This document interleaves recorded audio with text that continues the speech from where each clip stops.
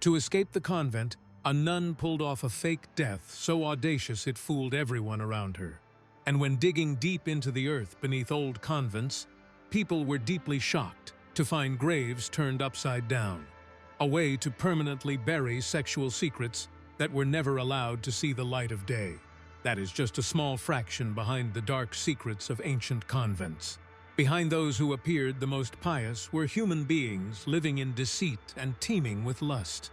The following 12 secrets will show you the truths that no history book dares to tell us. Number 1. Forced prisoners. For the vast majority of the European aristocracy, the convent was not a sacred sanctuary at all. It was simply a cheap prison used to dispose of excess daughters. In that era, marriage was a transaction of assets. A noble house with too many daughters faced the threat of economic collapse. To marry a young lady to someone of matching social status, the father had to carve out a massive portion of land and gold for her dowry. Marrying off all those daughters would bleed the estate dry, leaving the eldest son with nothing to maintain their position of power. The most pragmatic solution was to shove a few of them into a convent. The fee paid to the church was a minuscule fraction compared to hosting an aristocratic wedding. The family kept their money while simultaneously neutralizing the risk of disobedient daughters, secretly falling in love with lower-class men and tainting the family's honor. From 15 or 17-year-old ladies accustomed to being waited on hand and foot, they were suddenly thrown into an alien place. Silk dresses were stripped away, replaced by coarse habits. They were forced to eat meager meals and absolutely forbidden from romance. They didn't wear the monastic robes out of faith. They were inmates serving a life sentence pronounced by their own families. And when you strip away the entirety of a young person's life, forcing them into a mold they despise, rebellion is inevitable. For this group of nuns, secretly breaking the rules was their only way to exact revenge on reality and reclaim control over their own bodies. But a convent is a fortress. No one gets in, no one gets out. How could girls locked tightly behind iron doors gain access to men? Ironically, the very people holding the keys handed them that exact opportunity. Number 2. Relations with the clergy. There was a massive loophole in the regulations of the time. Nuns were absolutely forbidden from performing mass or hearing confessions themselves. This forced the convent to grant free access to one exclusive group of men, male priests and monks. This monopolized power turned them into the ones who bypassed the system most flawlessly. This truth is not mere gossip. It was clearly documented in the inspection logs of Archbishop Eudes of Rouen in the 13th century. During surprise inspections, he horrifyingly recorded that many male clerics turned confession sessions into quick, illicit rendezvous. The mechanism of a confession booth provided an absolute safety cover. No one was allowed to stand near. No one was permitted to eavesdrop on even half a word. A priest could sit and whisper with a young nun for an hour in the dark under the guise of cleansing sins. Two people sitting side by side in a desolate space, free from any monitoring eyes or ears. The advantage rested entirely in the hands of the priests. They had a voice, were highly respected, and knew exactly how to suppress information. For nuns desperate to rebel against their reality, the priest was the only option at that moment. In fact, many men in black robes actively used their divine authority to manipulate and force young girls to cater to their desires. The most familiar and bitter script constantly repeated itself. When the affair was exposed, the priest simply needed to be quietly transferred to another parish, treated as innocent. The preacher of morality easily washed his hands clean, leaving the woman alone to endure the brutal punishments of the community. But priests didn't always drop by. There would be long, agonizing weeks with no shadow of a man roaming the grounds. When night fell, dozens of women were locked together. Loneliness began to speak. They found their own solution, crossing every boundary the church's laws had never even anticipated. Confined together during long, manless days, what did these women do to soothe their isolation? Number 3. Tremors behind closed doors. Inside the convent, dozens of women lived together in a closed space year after year. Day after day, they only saw familiar faces. Eating at the same table, sleeping in the same halls, working and praying right next to each other. When men became a luxury, the human need for connection and warmth did not vanish. They found their own outlet within an all-female community. Isolation turned ordinary sisterly relationships into something excessively intimate. Hurried touches hidden behind long sleeves, lingering gazes during silent meals. In a place where heterosexual romance was considered the ultimate taboo, same-sex affections blossomed to fill the psychological void of the imprisoned women. Many might assume these are just baseless speculations, but history always leaves traces through texts. The most ironclad evidence lies in the penitentials, manuals stipulating punishments for moral violations. In them, church leaders drafted incredibly detailed clauses, outlining specific disciplinary measures for nuns engaging in intimate acts with the same sex. The fact that a power structure had to expend effort drafting a detailed legal code to ban it proves this was a pressing issue that could not be ignored. Women, stripped of the right to be with men, chose to lean on each other to soothe their emptiness. However, not everyone was content with merely satisfying clandestine tremors behind bedroom doors. They wanted to truly step outside, to completely discard the monastic habit. One nun staged the most audacious theatrical play in medieval history, bypassing the entire system with a trick no one saw coming. Number 4. The scandal of Joan of Leeds in 1318. At the St. Clement's Nunnery in York, England, a shocking deception took place. The main character was Joan. Joan was exhausted by the vegetarian, ascetic life and the endlessly dragging hours of prayer. She wanted to live a life of freedom, to immerse herself in the bustling pace of the town of Beverley. But a runaway nun would be hunted down and subjected to the heaviest punishments. To make it out of this place alive, Joan had only one path: she had to die. And so the plan unfolded. Joan suddenly fell severely ill. Her condition rapidly deteriorated, and she took her last breath. The entire convent was enveloped in a mournful atmosphere. The corpse was completely covered in white linen, placed solemnly on the sickbed. The sister nuns gathered around, reciting prayers for her soul to find swift salvation. But beneath that white cloth was not Joan. It was a hastily molded clay dummy, stuffed with straw to mimic a human figure. By bribing a few helpful servants, Joan successfully executed the swap. While everyone was closing their eyes to pray for the clay corpse, the real Joan was hiding in a corner. She discarded the cumbersome habit, threw on civilian clothes, slipped out the back door, and blended into the darkness. She abandoned the convent to meet the lovers waiting for her outside the town. The incident was only exposed when church officials re-examined the site and discovered the shocking hoax. The Archbishop of York at the time flew into a towering rage. He issued a warrant for Joan's arrest everywhere, calling her a traitor who abandoned purity to chase her carnal instincts. Joan's story was not just a simple prison break. It threw a bucket of cold water in the face of the era's power system, proving that when backed into a corner, a woman is willing to turn even the divine into a joke to reclaim her freedom. Joan could use a dummy to deceive and escape. But for those who lacked the nerve to flee, remaining trapped inside while accidentally getting pregnant, a fake corpse was useless. They had to construct a different theatrical play, one far more terrifying and complex, to cover up a belly that was growing day by day.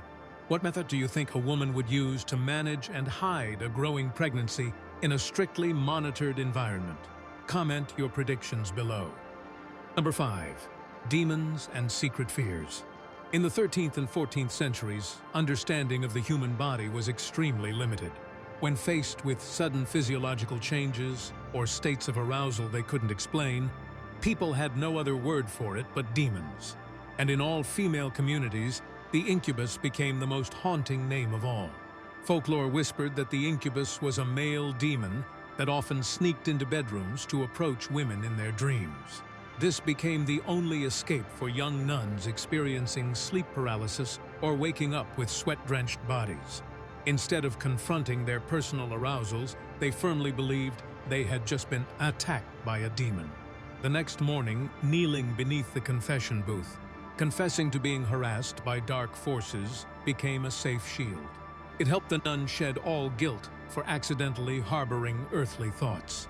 She was no longer a vow-breaker, but a pitiful victim facing the trials of a demon. However, the incubus was also the perfect excuse to cover up growing bellies. When a nun became pregnant after illicit encounters, the church could not interrogate the matter to the end without humiliating itself.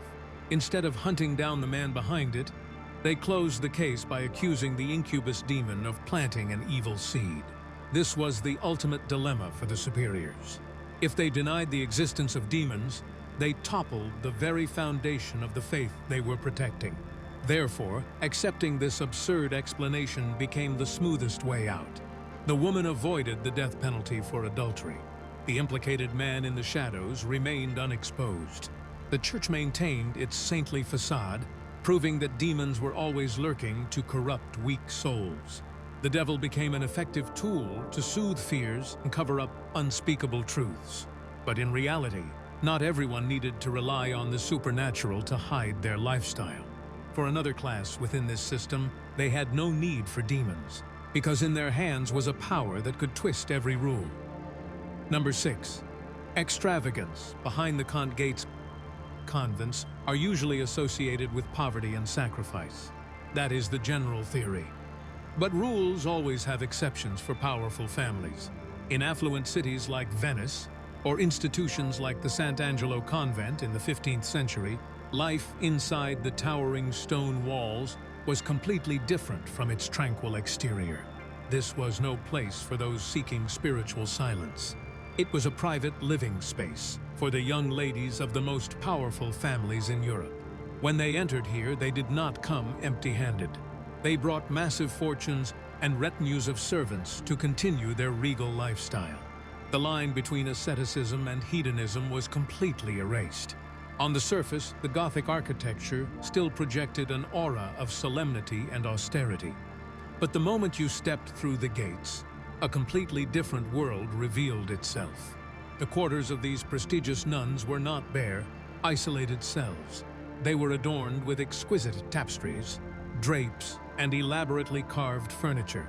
This space frequently became a venue for entertaining guests and hosting banquets. These noble women maintained their social ties with the outside world. They welcomed guests, served the finest wines, and organized secret rendezvous. High-class men entering and exiting the premises faced zero difficulties. Romantic affairs unfolded openly, right within grounds that were supposed to absolutely banish the presence of men. Why was this decadence not stopped? The answer lies in the finances. These families were the biggest patrons of the parishes. They built churches, paid massive taxes, and possessed deep-rooted connections with high-ranking clerics. Touching these young ladies meant cutting off the massive funding source of the diocese with their own hands. Religious laws became fragile against the power of family status. The habits they wore were mere diplomatic formalities, blinding the world, while in essence, they still lived the lives of the high aristocracy. What was supposed to be a place of penance transformed into a power arena, where titles allowed them to trample all discipline. But this libertine lifestyle could not happen without the consent of the very people in charge. For banquets and romantic rendezvous to go off smoothly for decades, aristocratic money had to buy the silence of those holding the power of life and death. So what happens when the person tasked with maintaining discipline is the very ringleader mapping out every move to break the rules? Number 7. The complicity of the abbesses. Every convent was a miniature kingdom where the abbess held the power of life and death. She controlled the food supplies, the correspondence, and decided who was allowed in or out of the grounds, and who had to kneel to receive punishment. To the public, the abbess was the symbol of humility, the arm of the church molding young girls into the orthodox path. However, when unsealing internal records, a completely contrary truth is exposed. The abbess was the very ringleader of the transgressions. They did not live a life of renouncing the secular world as preached. Inspection files from high-ranking officials exposed a slew of cases where abbesses secretly kept lovers. They were local nobles, rogue knights, or, more ironically, high-ranking priests themselves. With power in their hands, abbesses easily opened the doors for their paramours to enter their private quarters at night, or vanished for days without a single subordinate nun daring to speak up. When the head of the institution destroys the rules herself, the disciplinary system below instantly collapses. The convent morphed into a sophisticated cover-up network. If an ordinary nun was caught having an affair with a man, instead of being thrown out or penalized, they would go straight to the abbess to negotiate. The resolution was nothing short of an exchange in the dark. The abbess hid the files, not reporting them upwards to preserve the institution's reputation. In return, the nun had to pay hefty hush money. If they had no money, they had to pledge absolute loyalty, becoming lackeys for the abbess. The image of abbesses with pious faces, wearing gold crosses around their necks, yet swiftly accepting heavy bags of coins to erase traces of childbirth, was a common sight. They arranged to smuggle children born out of wedlock away in the dead of night, shoving them onto peasant families to raise, wiping the slate clean of evidence. They used their authority to extinguish all rumors. Discipline was weighed and measured like merchandise. This entire place operated on a single well-worn path. As long as you had money and knew how to please the abbess, every sin could be completely washed away. Number 8. Illicit luxurious lifestyles. The church mandated that entering a convent meant dressing minimally. Nuns were required to wear coarse, pale-colored wool to conceal their figures, with no embellishments for beauty allowed. Yet women of any era harbor their own secrets, and these nuns were no exception. When surprise inspection teams visited, they were stunned to discover underground fashion wardrobes existing right inside the living quarters. On the outside, the girls still wore drab gray cloaks. But when the hems were lifted, underneath lay fragile, form-fitting silk underwear. In winter, they even hid luxurious fur coats beneath their outer layers to stay warm. Even the sleeves, designed to be baggy to hide the hands, became hiding spots for silver rings and engraved bracelets. Most notable of all was the perfume. Imagine, in a place smelling strongly of candles and dust, a young nun walks by radiating a sweet fragrance. It was a very clear invitation. They didn't groom themselves just to look in the mirror. The monastic habit was merely a uniform to deal with outsiders, while the silk and perfumes were what they used to flaunt their allure during secret rendezvous. But this game always had a price. The nights of passion passed smoothly, but the consequences left on their bodies were something no one could foresee. Number 9. Secret pregnancies in inspection records.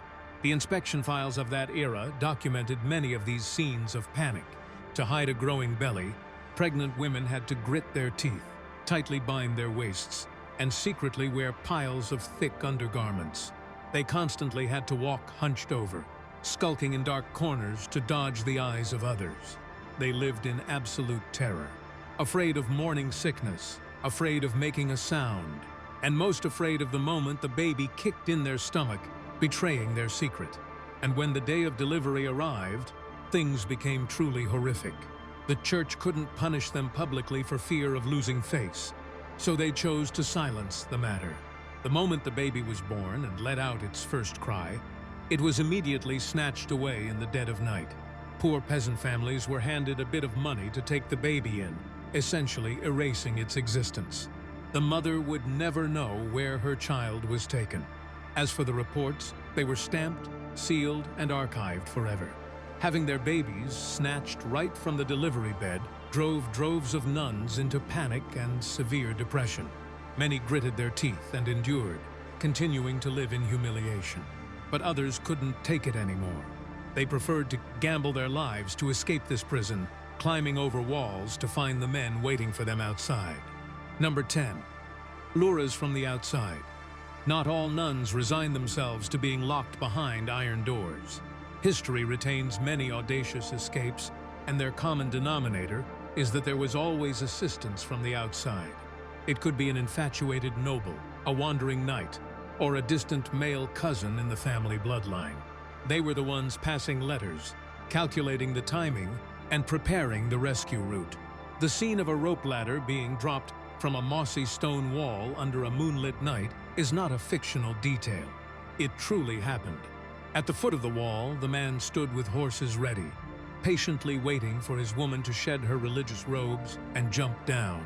They scaled the walls not just to leave a room. They were fleeing a life of solitude in search of their own path. These elopements were always high-stakes gambles. If successful, they would change their names and live in seclusion in a new land. But if caught, the price was extraordinarily high. The man would suffer heavy penalties, while the nun would be dragged back, facing brutal public shaming or even solitary confinement until the day she died. All these incidents of climbing walls for men, secret affairs, or escaping convents are part of history. But the craziest part doesn't lie in these isolated events. It lies in the fact that someone holding the power of the throne gathered all these stories and molded them into an all-out weapon of attack to confiscate the entire wealth of the church. The exaggerations of King Henry V.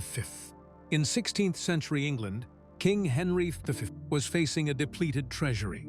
This king set his sights on the massive fortunes of land, gold, and silver under the management of the monasteries and convents. To seize those assets while maintaining a legitimate justification, the king needed a convincing enough reason. And there was no reason that could crush public trust faster than news of depravity. Thomas Cromwell, the king's most trusted advisor, was ordered to gather documentary evidence. He dispatched agents everywhere to inspect religious institutions and produce the infamous report known as the Comperta Monastica. The truth is, there were indeed nuns breaking vows and corrupt abbesses. But Cromwell took that small fraction of truth and magnified it many times over. In Cromwell's report, he didn't list individual transgressions, but described the entire system as unsalvageably filthy dens. Every petty violation was distorted into evidence of severe moral decay. Those wearing monastic robes were associated with all sorts of lustful imagery. The populace at that time easily believed sensational stories, and a wave of anger spread across the country.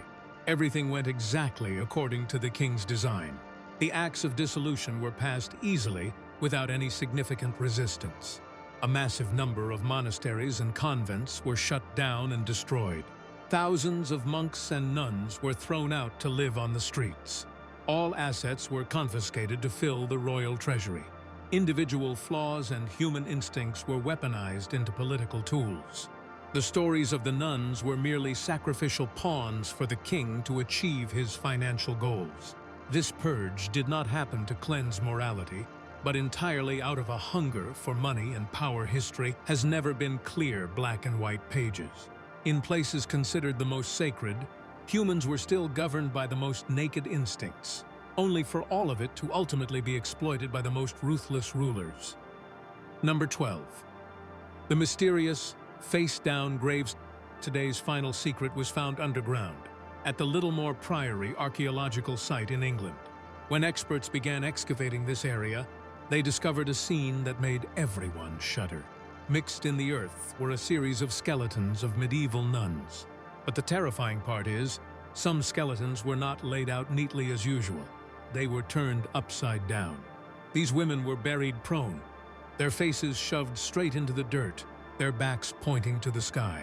In that era, burial was extremely sacred and bound by strict rules.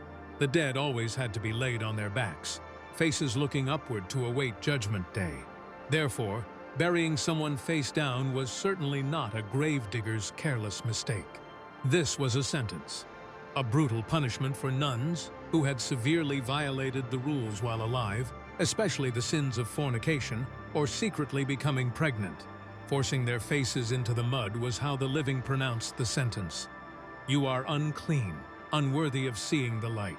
More horrifically, the people of the past held a very extreme superstitious belief. They feared that those guilty of carnal sins, if buried face up, would easily rise from the grave to continue spreading their secret lusts. Burying them face down was a way to lock their souls away. If they tried to claw their way out, they would only dig deeper into the murky core of the earth. Even death was no escape. The inverted skulls in the deep pits are ironclad proof of a system of rules that suffocated people. Those women lived their whole lives suppressing and hiding their instinctual desires, only to carry their humiliation to the very bottom of the grave when taking their final breath. A life wearing the habit, yet forced to press their faces into the cold, black mud when closing their eyes forever. The image of the silent skeletons beneath the earth is perhaps the most bitter answer to what happened behind the convent doors. In your opinion, did these tragedies occur because humans were overly restricted, or due to the cruelty of the rulers? Leave your thoughts down in the comments. The sharpest opinion will be pinned for everyone to discuss. And don't forget to follow the channel to join me in unsealing other crazy dark corners of history.